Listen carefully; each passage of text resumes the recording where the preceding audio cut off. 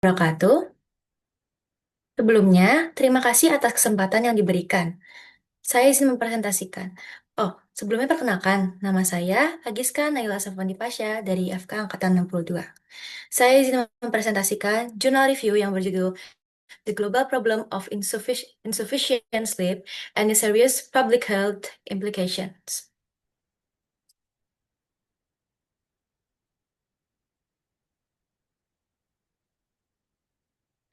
Oke, selanjutnya saya akan memaparkan latar belakang saya. Mereview jurnal ini adalah kita mengetahui bahwa tidur sangatlah penting untuk kesehatan dan kesehatan mental kita.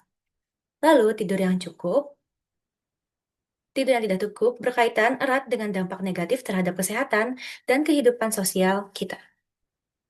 Akan tetapi, banyak mahasiswa-mahasiswi PPKU IPB University yang ketiduran saat kelas.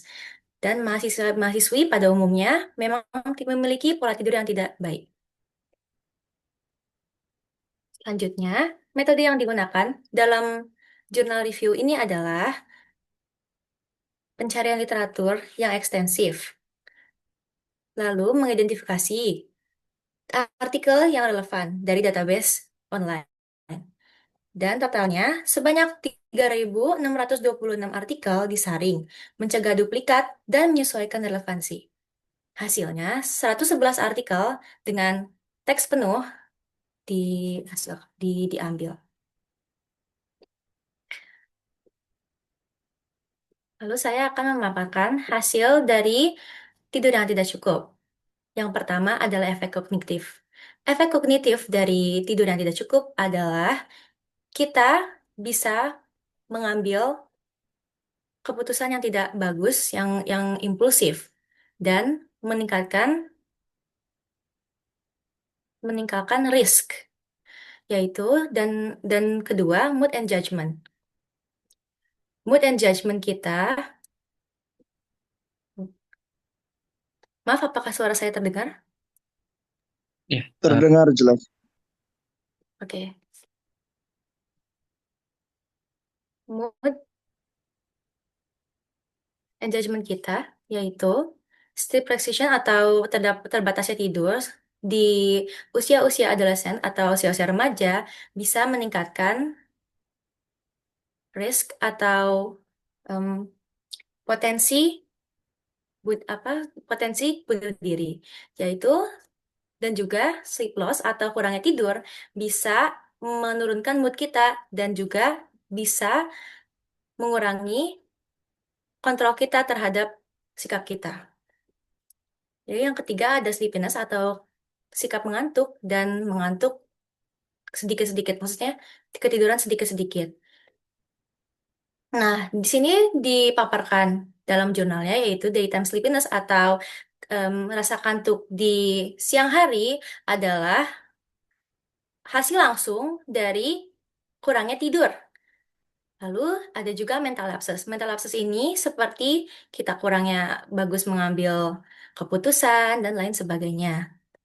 Lalu efek on respiratory physiology ada obstructive sleep apnea syndrome atau OSAS yang em, secara umum ditemukan dengan erat kaitannya dengan tidur yang kurang. Lalu em, ke wakefulness and vigilance. Jadi em, kalau misalnya kita kurang tidur, em, perhatian kita juga kurang saat kita bangun.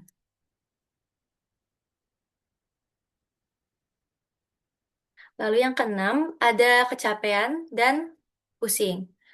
Kurangnya tidur bisa mengurangi aktivitas kognitif kita atau proses kognitif kita.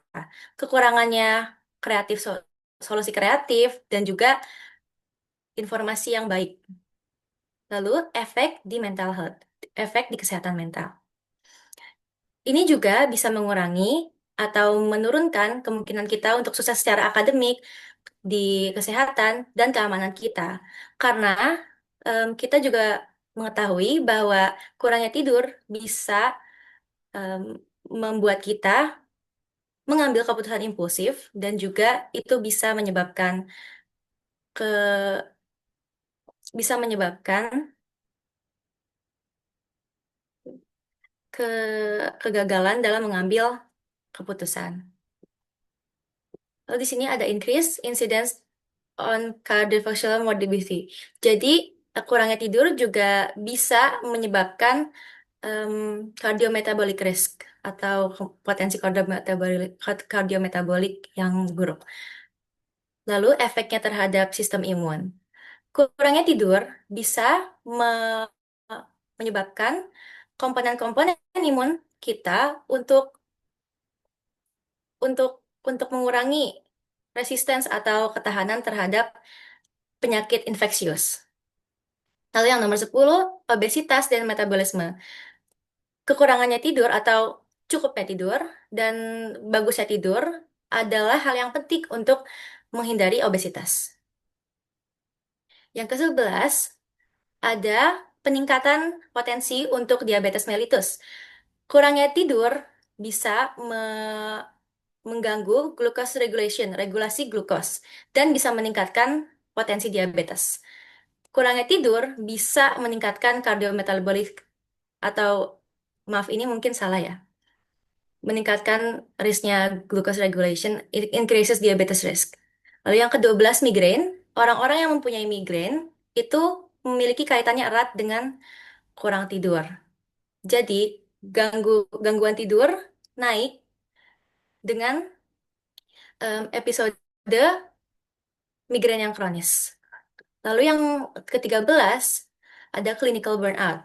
Kurangnya tidur juga bisa menyebabkan kita untuk burnout.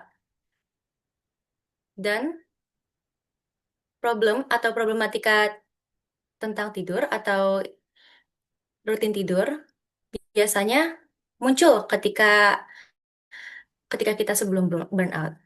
Lalu yang ke-14, review juga menemukan bahwa kurangnya tidur bisa meningkatkan potensi kanker.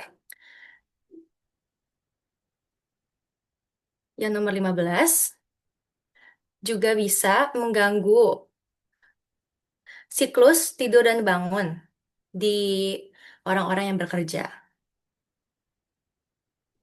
Lalu discussion, secara umum masyarakat seringkali meremehkan seriusnya efek dari kurangnya tidur. Dan sebagai konsekuensi, kurangnya tidur seringkali juga unreported atau tidak ternotis oleh pasien-pasien. Pentingnya tidur dalam kesehatan butuh butuh perhatian yang lebih. Pasien harus menggunakan rutinitas untuk set atau mengatur waktu saat bangun dan saat tidur, dan juga harus juga menghindari dari risk factor atau hal-hal yang bisa berpotensi mengganggu rutinitas tidur mereka.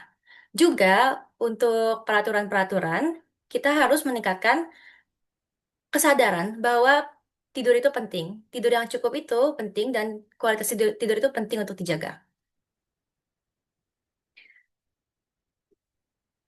Lalu conclusion atau kesimpulannya, kurangnya tidur seringkali tidak terdefinisinya atau tidak dipentingkan oleh klinisi karena di sekolah kedokteran juga tidak belum belum mengempasi belum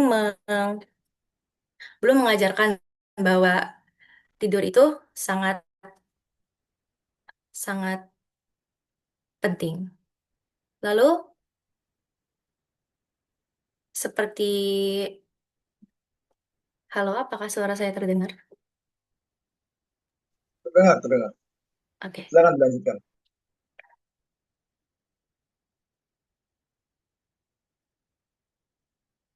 Halo? Ya, terdengar jelas.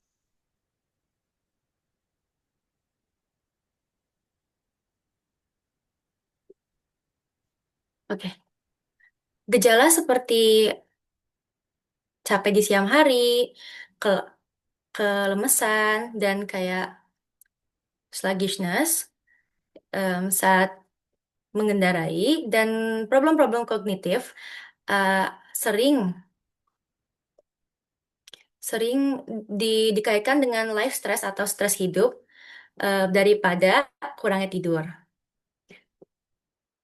Medical profesional butuh membuat pasien sadar bahwa tidur itu sangatlah penting dan banyak faktor-faktor disruptornya seperti jet lag dan shift work.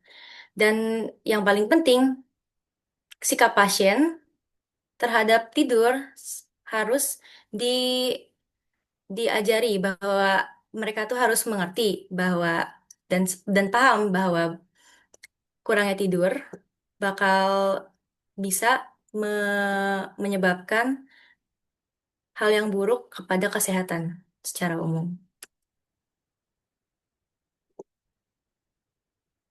Lalu fun fact-nya, saat COVID-19, pandemi COVID-19, orang-orang mulai tidur lebih lama. Dan sebenarnya faktanya, orang-orang tidur lebih cepat dan bangun lebih lambat. Di sini ditemukan jurnal bahwa 53,9% orang berubah sleep durasinya dengan proporsi yang paling besar 36,7% tidur lebih lama dari biasanya. Tapi itu juga menyebabkan kekacauan untuk beberapa orang, sebagian orang. Orang-orang yang sudah sembuh dari COVID-19 menunjukkan penaikan yang signifikan di gangguan tidur.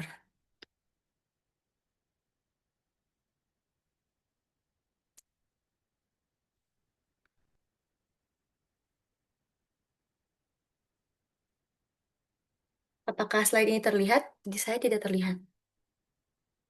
Mohon Ya, maaf. tidak terlihat sih, Pasha. Tapi ini udah penutupan ya? Ya, udah penutupan. Ditutup dulu. Oke, thank you. Terima kasih. Apakah ada pertanyaan? Oke, baik, Pasha. Terima kasih atas pemaparan dari review jurnalnya. Saudara Pasha mereview dan menekankan ya bahwa di jurnal ini tuh banyak banget manifestasi klinis dari kurangnya tidur. Bisa berdampak ke stres, dampak juga ke mood, dan juga bisa menyebabkan sindrom di metabolik juga ya tadi. Nah, em, kali ini sesi akan dibuka untuk tanya jawab. Mungkin barangkali ada tanggapan atau pertanyaan dari di sini juga ada hadir Dr. Widya Eka, Dr. Iva, dan juga Dr. Widya Indonesia. Mungkin barangkali dari Dr. terlebih dahulu. Dr. Widya, dok, apakah ada tanggapan atau pertanyaan? Yang lain dulu aja nggak apa-apa gitu. Oke. Dari Dr. Iva atau Dr. Widya Hodanisa.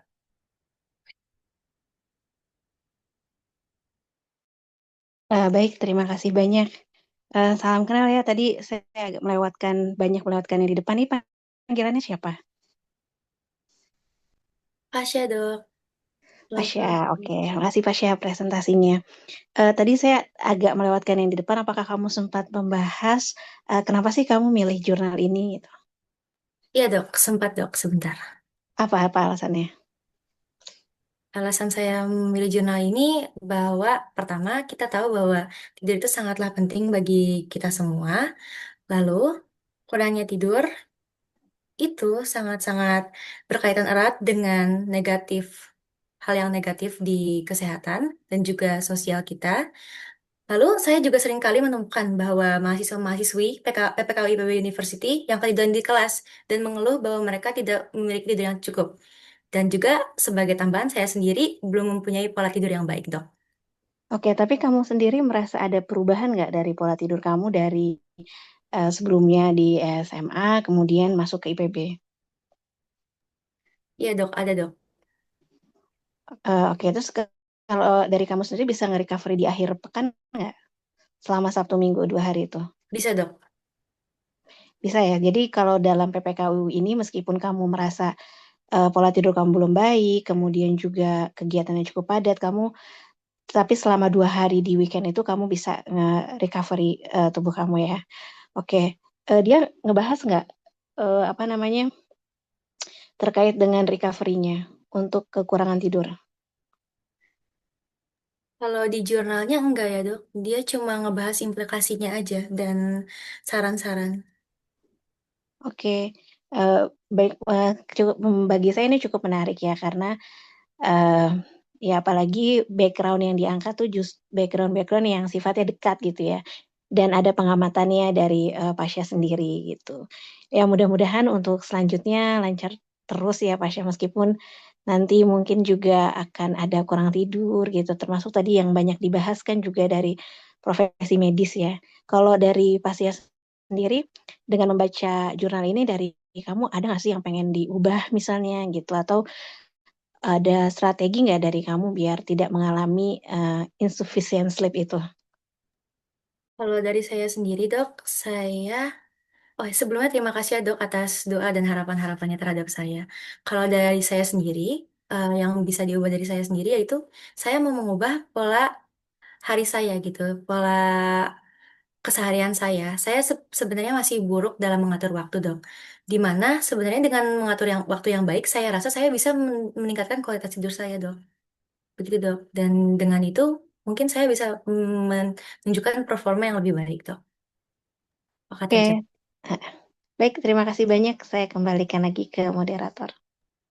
Baik. Terima kasih Dr. Iva atas pertanyaan dan tanggapannya. Selanjutnya dari Dr. Khairunisa. Eh, Boleh dok, apakah ada tanggapan untuk pertanyaan? Oke, baik. Terima kasih banyak Rifki dan juga Pasha untuk presentasinya. Eh, Sebelumnya aku juga belum begitu mengikuti sih dari awal, tapi tadi pertanyaanku juga sama sebetulnya dengan Dok Iva gitu kayak gimana ya kira-kira dengan kita tahu bahwa impact dari insufficient sleep ini kan juga sangat apa ya? Sangat berdampak lah gitu untuk kehidupan sehari-hari gitu. Tapi memang kita sebagai mungkin dokter atau mungkin teman-teman yang sekarang masih pendidikan pastikan memang insufficient sleep itu adalah masalah sehari-hari gitu. Jadi sebetulnya untuk feedbacknya masih sama sih dengan dan pertanyaannya masih sama sih dengan Dok Iva. Mungkin dari yang lain dulu sambil aku berpikir pertanyaan yang lain. Terima kasih. Terima kasih dokter. Oke, untuk rekan-rekan lainnya, apakah ada yang ingin ditanyakan, didiskusikan, atau ditanggapi?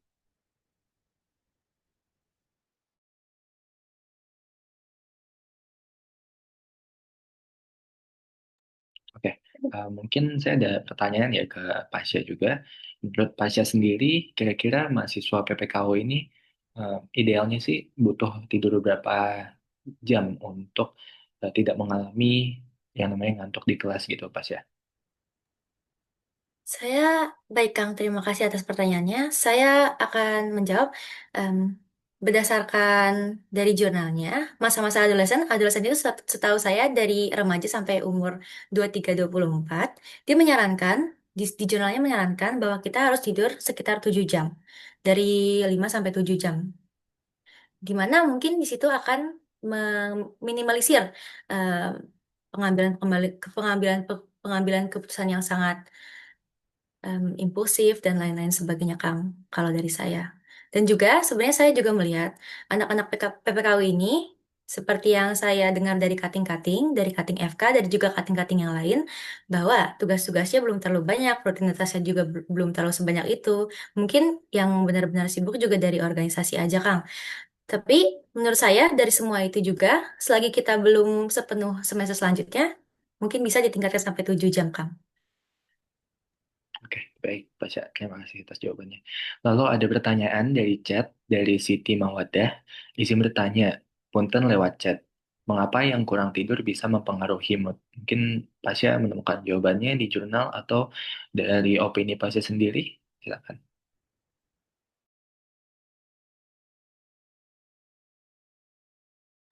Baik, sebentar saya coba buka jurnalnya dulu ya, Kang. Sebenarnya ada di jurnalnya.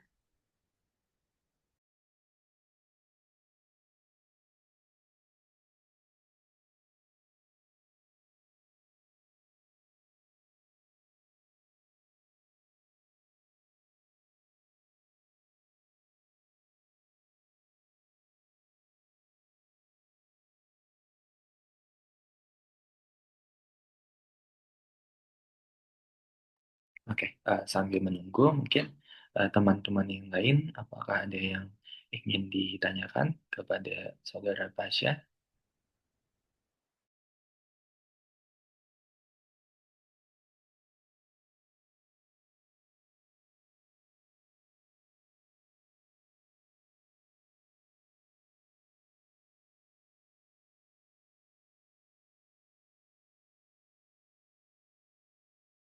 Oke, kalau misalnya ada, nanti boleh langsung on mic atau raise hand terlebih dahulu, ataupun bisa dikirim melalui chat Zoom-nya ya.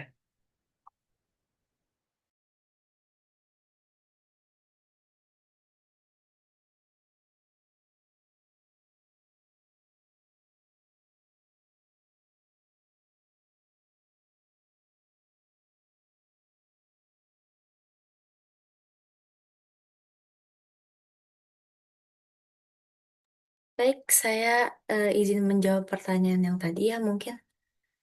Nah, kalau dari si jurnalnya tidak disebutkan langsung alasan mengapa. Kurangnya tidur bisa meng menginfluence mood and judgment gitu. Tapi setahu saya, kalau kita kurang tidur, otak kita juga em, bekerjanya kurang baik. Di mana dia akan mengganggu regulasi emosi. Saya juga masih kurang memiliki pengetahuan tentang ini. Tapi di jurnalnya disebutkan bahwa dari eh, grup-grup semua yang dites-tes, em, kurangnya tidur umumnya menyebabkan em, ke kecemasan, di mana kecemasan itu bisa menyebabkan mood yang tidak baik begitu. Apakah sudah terjawab? Terima kasih sebelumnya. Oke, mungkin dari Siti Manggotia, apakah puas dengan jawabannya atau ada yang ingin ditangkap lagi? Oke, terima kasih. Ya, itu Ibu Siti Mawadah ya, beliau dosen juga dari fakultas lain. Mohon maaf, Ibu Ibu Siti Mawadah. Mohon maaf, saya tidak. Oke, selanjutnya mungkin dari rekan yang lain, apakah ada yang ingin ditanyakan kembali? Kalau misalnya tidak, lanjut ke Dr. Widya Eka ya mungkin dok. Gema mau nanya katanya Gema. Oh ya, boleh Gema.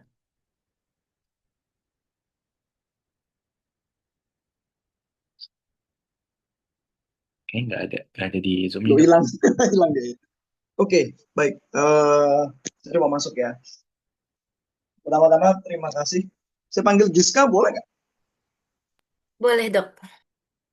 Baik, terima kasih banyak Giska sudah eh, berbagi bersama kita malam ini ya. Ini topiknya menarik sebenarnya tentang sleep ya.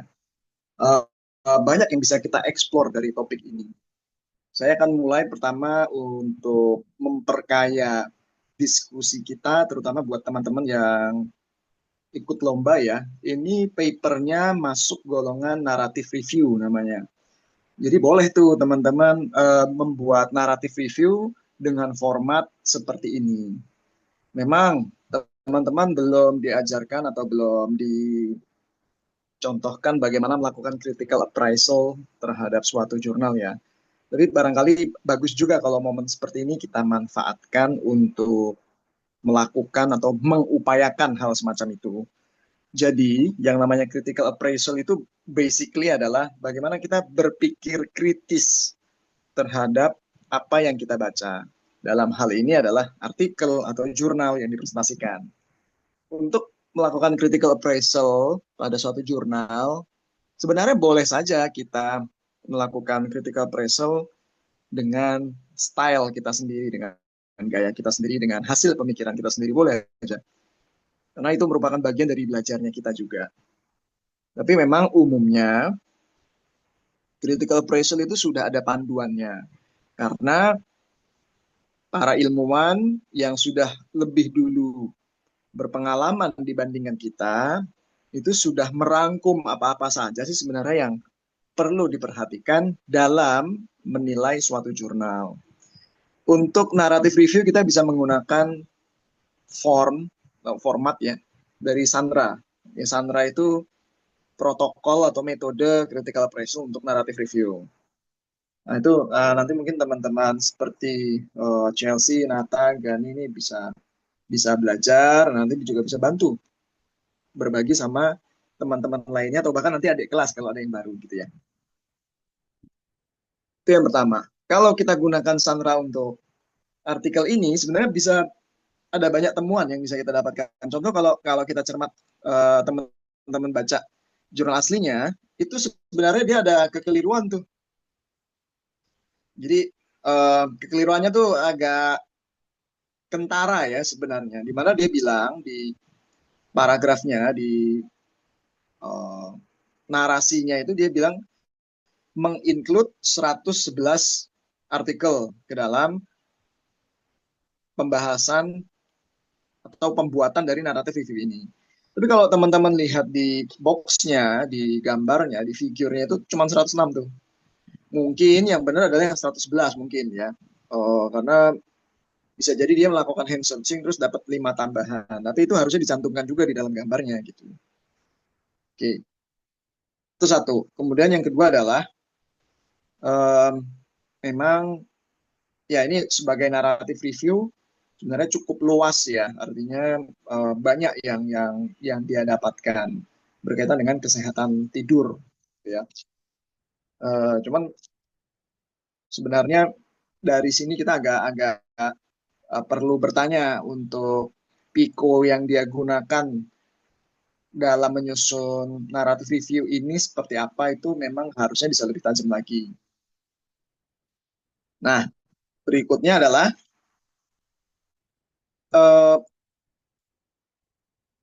dari sini kita sebenarnya perlu berhati-hati dalam melabel ya atau menarik kesimpulan, terutama kesimpulan yang sifatnya kausalitas.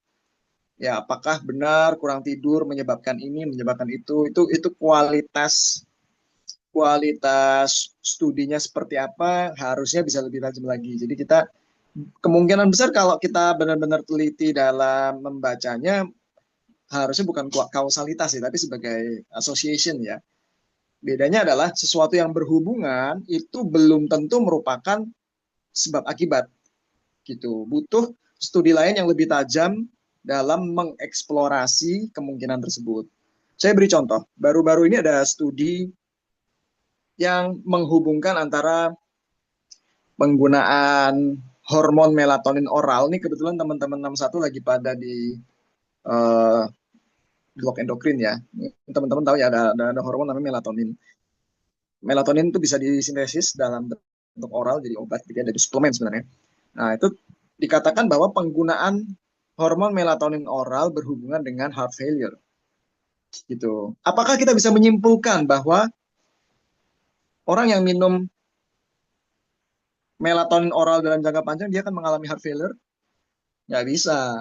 Karena bisa jadi yang terjadi adalah orang kena heart failure, dia jadi nggak bisa tidur karena ada paroxysmal nocturnal dyspnea, maka dia minum melatonin, dianggap dengan itu bisa membantu tidur lebihnya yang lebih baik.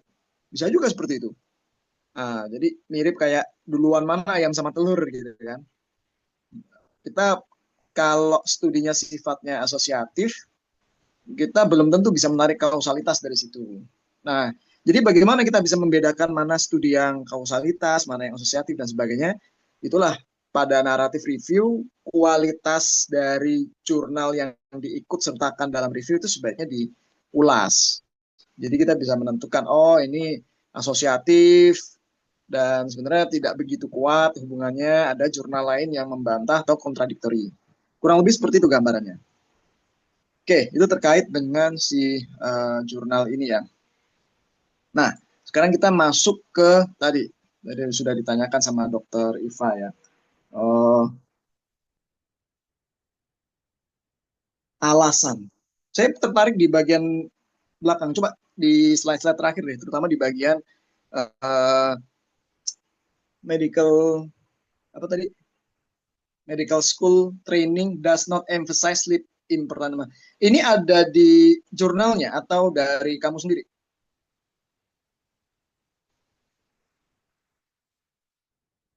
yang kalimat pertama?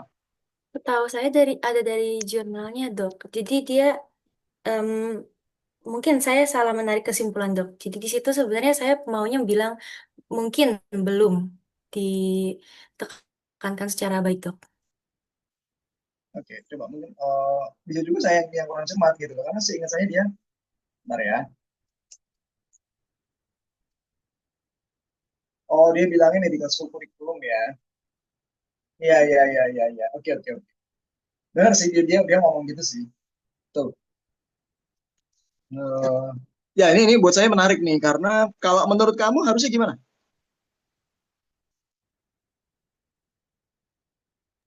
Menurut saya harusnya jujur saya belum terpikirkan ya, Dok ya. Untuk ini, mohon maaf, saya belum bisa menjawab juga. Nggak apa-apa, ini kita ini aja berpikir aja, bukan bukan benar salah ya, artinya eh, sama-sama berpikir kalau dia menyebutkan seperti itu, menurut kita harusnya gimana sih gitu. Mungkin dibuat regulasi atau kurikulum yang lebih bisa menyesuaikan dengan jadwal apa ya, bisa ada jadwal tidur yang baik untuk mahasiswa-mahasiswi, Dok. Oke, gitu ya. Berapa lama tuh?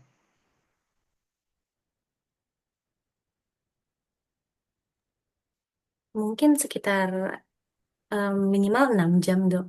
6 jam di waktu kapan? Di malam hari, Dok. Malam hari. Oke. Ya, ini menarik ya.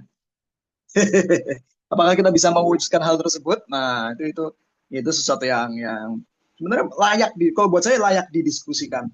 Karena gini, oke, ini udah naratif review ini sudah mengulas berbagai macam bahaya kekurangan tidur lah gitu ya. Saya mau tambahkan beberapa. Pertama adalah baru-baru ini ada guru kami di bagian penyakit dalam FKUI, Dr. Sali Aman Nasution, spesialis penyakit dalam KKV, dia ketua PAPDI ya, ketua Persatuan Ahli Penyakit Dalam Indonesia. Dia menerbitkan jurnal artikel penelitiannya di Frontier Endocrinology bulan Oktober kemarin. Judulnya adalah Obesity and Cardiovascular Risk Factors Among Internists in Indonesia.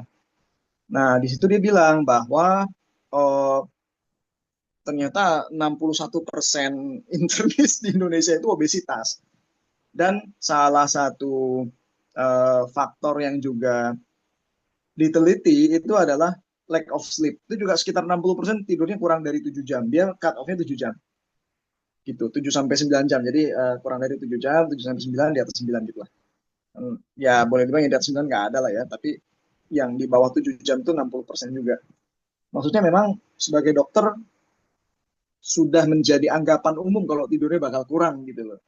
Nah, ini kan usulannya adalah gimana kalau kita tetapkan di dalam kurikulum kita tidurnya minimal sekian jam gitu. Kalau usulan kan 6 jam gitu kan. Bahkan dengan tidur 6 jam mungkin masih kurang kali. Gitu. Itu satu. Jadi untuk oke lah kamu tidur malam usul 6 jam. Kamu ada mengusulkan tidur siang nggak?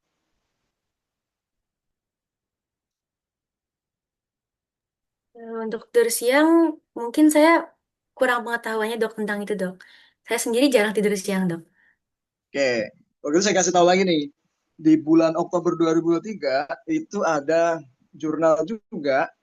Kalau ini dari Sleep Health ya, dia ya lumayan prestisius lah. Dia bilang bahwa ketika jadi di Inggris itu ada namanya UK Biobank. UK Biobank itu basically institusi sih sebenarnya, institusi negara yang mengelola data penduduknya sendiri dalam bentuk apapun, dari genomik, kemudian data kesehatan, bahkan data sosioekonomik pun ada. Nah, dia ngumpulin 378.932 orang. Dan di situ dia teliti eh, hubungan antara daytime napping, tidur siang, dengan berbagai macam faktor. Ditemukan bahwa yang menarik ini, teman menariknya ya, ternyata orang yang tidur siang 1 jam paling tidak itu ukuran otaknya lebih besar daripada yang tidak tidur siang. Dan itu cukup bermakna gitu. Jadi memang oh, dengan kata lain orang yang tidak tidur siang itu shrinkage, otaknya mengkerut lebih cepat. Dan konsekuensinya apa kita belum tahu karena ini penelitiannya baru sampai di situ tadi ya. Ini ada association tapi kita nggak tahu nih kausalitasnya bagaimana. Tapi kalau kita ekstrapolasi dari studi-studi lainnya, brain shrinkage itu hubungannya nanti sama demensia terutama gitu. Nah, memang memang sih kita perlu nyari nyari studi-studi lainnya termasuk hubungannya dengan gangguan mood dan sebagainya gitu ya. Tapi saya mau ngajak berpikirnya gini. Ini karena kebetulan saya beragama Islam, saya coba mau bawakan dari sudut pandang agama. Jadi di dalam Al-Quran itu dan ada disebutkan beberapa hal tentang tidur dan itu buat saya sangat menarik ya. Contoh misalnya di dalam Al-Quran surat Al-Furqan ayat 47. Allah bersabda di dalam Al-Quran tersebut bahwasanya A'udzubillahi minasyaitonirrajim. Bismillahirrahmanirrahim. Wa huwallazi ja'ala lakumul laila libasa wan nauma subata. Dan dialah yang menjadikan untukmu malam sebagai pakaian dan tidur sebagai istirahat. Itu yang pertama. Kenapa malam disebut pakaian? Katanya karena malam itu menutupi apa-apa yang kita lakukan, apa-apa yang kita rasakan dan sebagainya.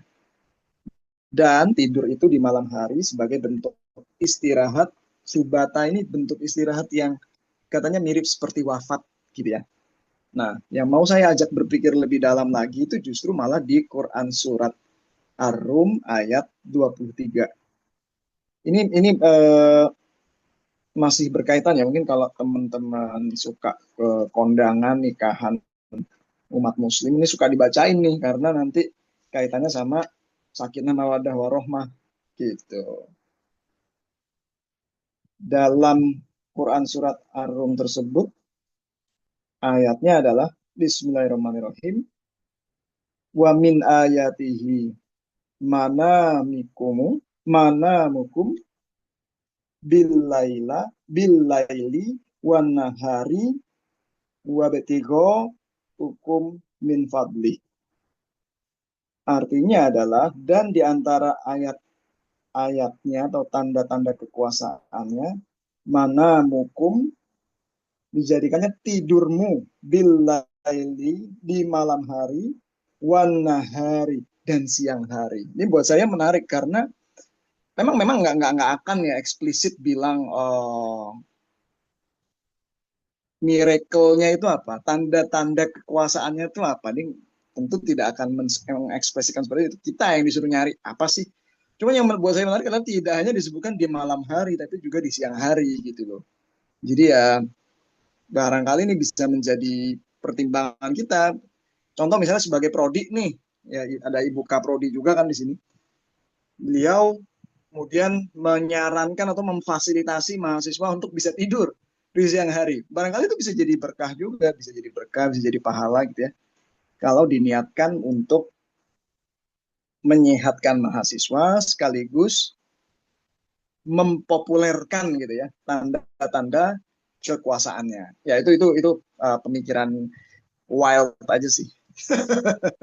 Tapi ya itu untuk pencetus supaya kita berpikir lebih lebih dalam gitu ya. Nah, sekarang pertanyaan pentingnya, kamu kebayang nggak sebenarnya apa sih yang terjadi saat kita tidur? Tahu saya, Dok, izin menjawab. Terima kasih atas pertanyaannya. Yang saya paham sejauh ini, em, dengan ilmu saya yang terbatas, eh, saat kita tidur, organ-organ kita beristirahat, dan juga terutama otak ya. Otak itu ada bahasanya membersihkan diri, Dok, katanya, Dok. Iya, betul. Dengan cara apa? Nah, itu spesifiknya saya masih kurang tahu, Dok. Oke. Eh, banyak hal terjadi ketika kita sedang tidur, mulai dari hormon ya, hormon-hormon yang mengatur segala macam metabolisme di dalam tubuh kita, pertumbuhan, dan sebagainya itu aktif tuh, termasuk insulin, growth hormone, dan sebagainya, banyak sekali. Eh, Nah, kalau untuk otak sendiri, tadi sudah dibersihkan, sudah disampaikan oleh Giska bahwa ada namanya pembersihan. Jadi pembersihan itu dilakukan oleh sel-sel yang sifatnya menunjang. Artinya bukan neuron, tapi pengelola neuron, astrosit, mikroglia, dan sebagainya. Yang mana dia membersihkan debris-debris ya, debris-debris yang dihasilkan oleh neuron, kemudian dibuang melalui liquor cerebrospinal atau LCS. Sehingga otak kita dapat melakukan self renewal walaupun bukan seperti stem cell gitu ya. Tapi intinya adalah dia bisa bisa bertahan lebih lama, bisa bisa segala macam lah. Dan it's very amazing. Jadi benar-benar suatu sistem kompleks yang sampai sekarang kita nggak tahu gimana cerita lengkapnya. Jadi kita bisa bayangkan bahwa kita uh, seperti baru lagi gitu, benar-benar diperbarui gitu. Ya itu more or less seperti itu sih. Oke, ini kita masih ada waktu beberapa menit. Barangkali dari teman-teman ada yang ingin ditanyakan atau didiskusikan tentang topik apapun juga boleh ya.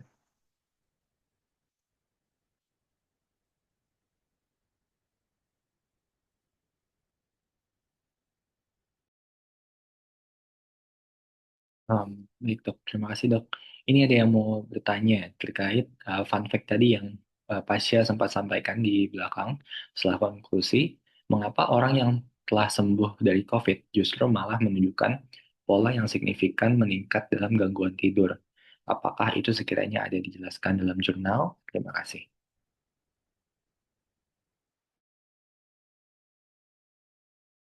Baik, terima kasih atas pertanyaannya. Saya coba buka jurnal yang satu lagi dulu ya.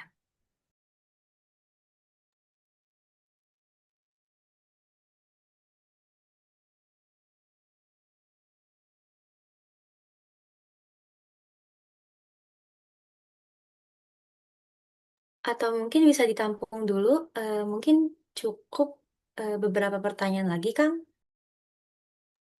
Ya Pasha, mungkin bisa ada satu pertanyaan lagi dari rekan yang lainnya. Oh ya, saya juga ingin menyebut ada Ibu Wakil Dekan, Dr. Mira Dewi. Selamat datang, Dok. Terima kasih atas waktu yang telah disempatkan. Mungkin dari rekan 62 juga nih, yang lagi bertiga, ada Chelsea, Nata, dan Gani. Apakah mau bertanya ke temannya, Pasha?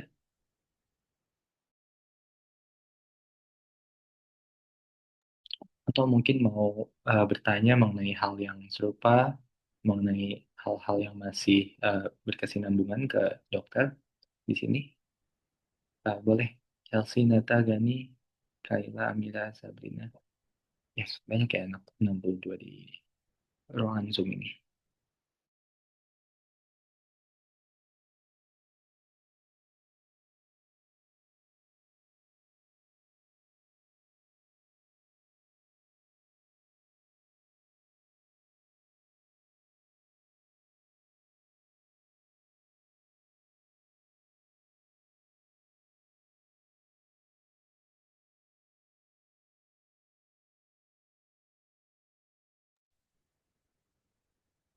Oke, ini masih nyari ya, Giska ya?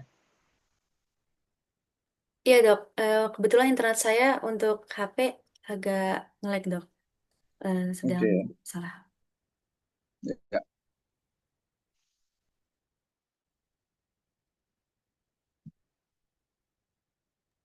Oke, mungkin beralih dulu ke Dokter Iva ya. Dokter Iva, Kaisan, boleh dok, silakan.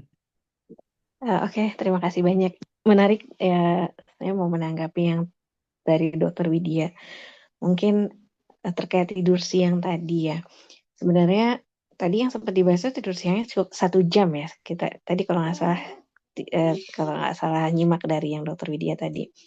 Tapi kalau misalnya ya, apakah memang dia harus terlelap gitu ya, atau dia cukup mengistirahat sejenak dalam artian mungkin nggak sampai ke deep sleep misalnya, cukup memejamkan mata sekitar 15 atau 20 menit itu bisa cukup rileks itu.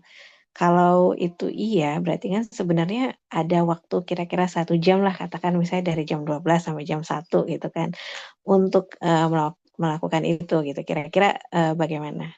Terima kasih. Oke, baik, terima kasih.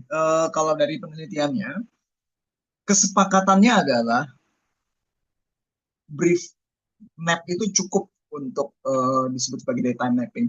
Yang dimaksud brief nap itu adalah 5 sampai 15 menit. 5 sampai 15 menit itu udah ini udah sesuatu yang dapat membantu menjaga kualitas otak kita lah ya, katakanlah begitu.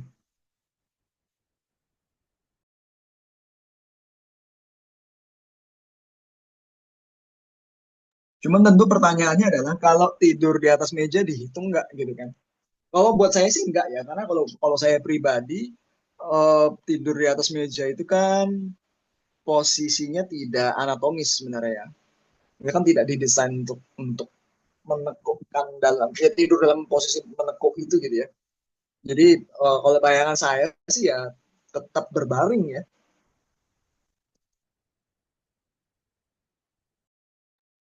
Jadi 15 menit, oke, tapi berbaring gitu ya.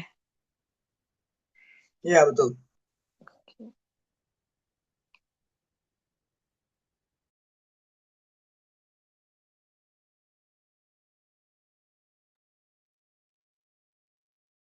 Giska barangkali sudah menemukan. Baik, dari jurnalnya tidak ada ya. Tidak saat saya baca lagi, saat saya ini lagi, eh, dia cuma menunjukkan data-data bahwa em, setelah COVID-19, COVID-19 yang terkena COVID-19, banyak yang melaporkan mereka ada banyak keluhan seperti pusing terus, lalu dia juga susah tidur. Dan itu berlaku, sebagian orang berlaku sampai 12 bulan lebih atau 1 tahun lebih, sampai bahkan mungkin sampai sekarang. Begitu. Dan kalau misalnya yang lainnya, mungkin itu karena rutinitas ya dok ya. Tapi saya masih belum mengetahui dan saya juga memiliki ilmu yang terbatas. Itu mungkin itu saja yang bisa saya jawab sejauh ini. Apakah terjawab?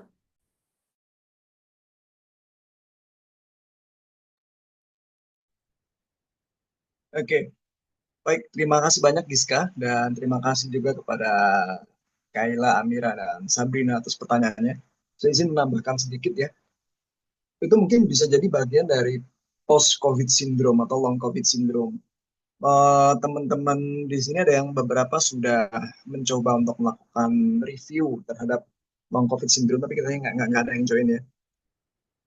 Memang salah satu konsekuensinya adalah insomnia, sleep disturbance ya. Walaupun yang paling banyak itu adalah gambarannya kita sebut sebagai chronic fatigue syndrome ya, atau CFS ya. Jadi cepet capek, gampang pusing lah istilahnya Giska tadi ya. Dan tentunya juga tadi sleep disturbance, gangguan tidur. Dan memang virus COVID sendiri itu banyak efeknya ke dalam tubuh kita. Pertama dia bisa bertahan sampai 3 tahun ya, 2-3 tahun tuh bisa tuh bertahan virusnya sendiri ketika dia clearance-nya tidak bagus ya, tidak dibuang dengan baik gitu. Yang lainnya adalah dia juga bisa menimbulkan respon peradangan, inflamasi di mana-mana, termasuk di paru-paru dan di neurologi, di saraf, di otak. Itu yang kemudian bisa timbul gambaran um, dari salah satu komponen neuropsikiatrik post COVID syndrome gitu.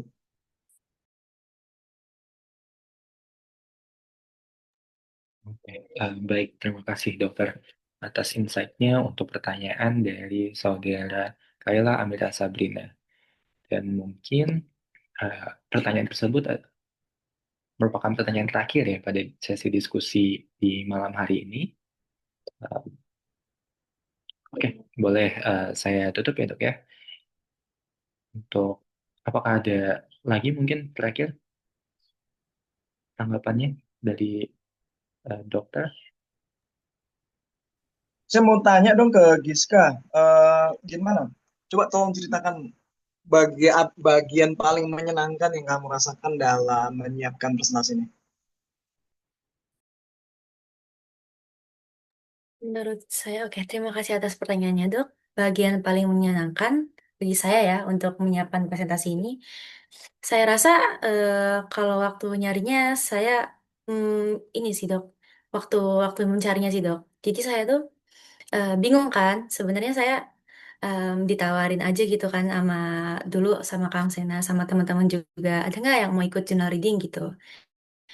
Nah, di situ saya tanpa berpikir lain lagi mungkin kayak, wah, mungkin saya bisa nih, bisa nambah pengalaman juga, bisa lebih tahu juga tentang journal reading, saya juga lebih ingin tahu lagi.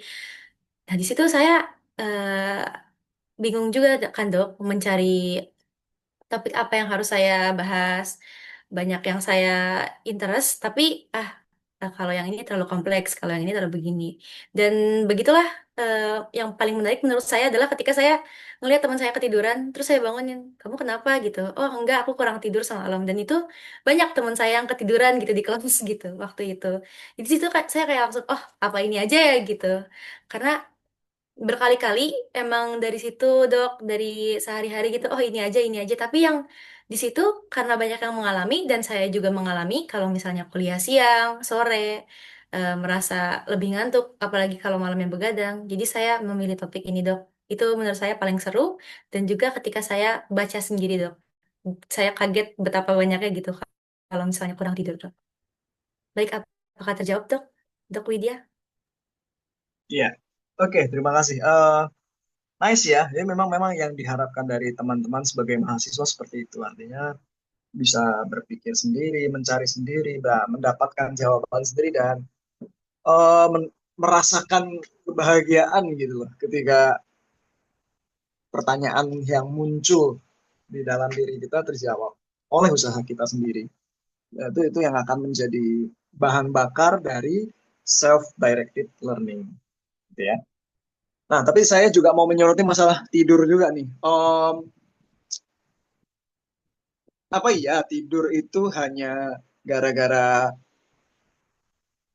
kurang tidur malamnya? Ada sebab lain nggak kira-kira? Ada dok, disebutkan juga di jurnalnya. Apa tuh? Kalau dari sini, sebentar.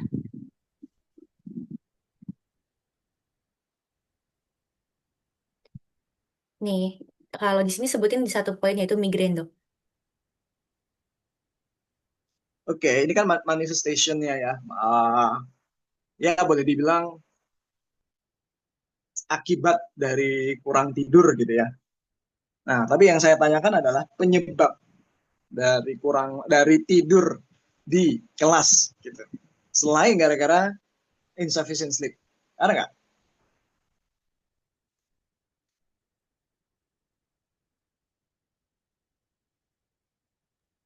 Nah, itu saya juga masih kurang tahu dok, tapi setahu saya pastinya ada ya dok.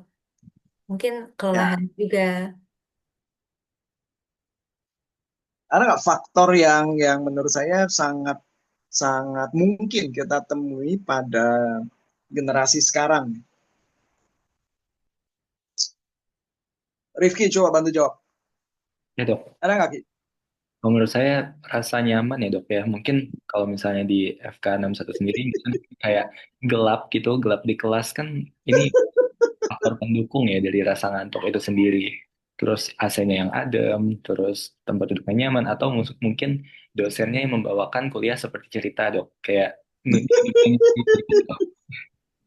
Dok Widya Eka, Oke, mungkin itu Rifki ngomongin Widya Harinisa kayaknya dok. enggak lah. Enggak dok, Ya enggak dok. kalau kuliah memang kayak ngasih dongeng memang. Terima kasih ya Rifki. Ya, tolong dicatat itu dok namanya Rifki dok. Siap dong. Oke, sekarang saya balik. Ada nggak kondisi di mana ketika tidurnya kurang, capek, situasinya nyaman, tapi teman-teman mahasiswa di kelas tetap bersemangat, nggak ngantuk? Ada nggak kondisi seperti itu? Ada, Dok. Kalau dari saya Kayak gimana sendiri, tuh? ada. Hmm? Apa contohnya? Fadli, ada dok. Wah, gimana tuh kondisinya apa tuh?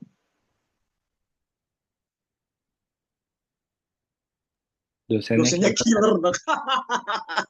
Siapa contohnya Fadli? Coba dibocorkan di sini. Dokter Mira Dewi ya. Bohong tahu, aku udah coba killer tetap aja pada ngantuk. Aduh, Udah ya dikiller-killerin gitu. masih pada ngantuk. Udah dikiller-killerin malah pada ngiler. Ya, maksud saya gitu. Sebenarnya ada satu faktor yang mungkin perlu kita pertimbangkan juga, yaitu rasa bosan, gitu ya. Rasa bosan itu juga merupakan pemicu ngantuk. Dan ini kalau kita tarik banyak nih. Kenapa orang bosan? Kenapa orang frustrasi? Kenapa orang nggak cuma tidur sebenarnya problemnya? Main game di kelas. Banyak banget kan? Sorry, ini terbuka aja ya. Saya sendiri juga seperti itu. Saya bahkan boleh tanya ke dokter Iva, dokter Asri, saya foto saya tidur pernah dipajang di kelas sama dosen. Karena saya ketiduran waktu tutorial. Eh, tapi ya itu, dosennya juga sama. Ketika membahas itu dia tanya, memang kamu kecapean, apa bagaimana, itu jadi masukan buat kami dan seterusnya. Ya kalau saya mengakui sebenarnya sih, saya tidak bisa melihat ada alternatif lain ya, namanya orang mau jadi dokter, bahan yang harus dipelajari memang sebanyak itu. Karena manusia itu luar biasa kompleks. Bahkan sampai sekarang pun penelitian yang paling banyak berkembang tuh pasti tentang manusia gitu loh. Sebagai satu spesies ya. Itu luar biasa perkembangannya. Jadi ya nggak mungkin kita santai-santai gitu, istilahnya begitu. Walaupun untuk masalah manajemen aktivitas, tidur pasti bisa dijaga lah.